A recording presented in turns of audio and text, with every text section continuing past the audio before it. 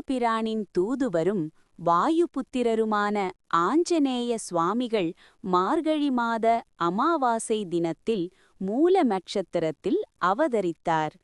அவரது அவதார தினமான இன்று நாடெங்கும் உள்ள ஆஞ்சநேயர் கோயில்களில் அனுமத் ஜெயந்தி விழா கோலகலமாக கொண்டாடப்பட்டு வருகிறது. அந்த வகையில் மயிலாடுதுறை மாவட்டம் மயிலாடுதுறை ரயிலடி பகுதியில் அமைந்துள்ள ஆபத்துதாரண ஆஞ்சநேய சுவாமி கோயிலில் அனுமன் ஜெயந்தி விழா விமரிசையாக கொண்டாடப்பட்டது.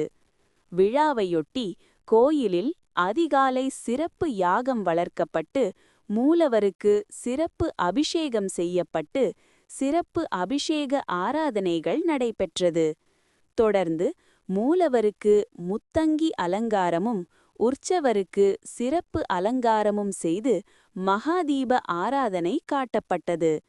ஏராளமான பக்தர்கள் பங்கேற்று சுவாமி தரிசனம் செய்தனர்.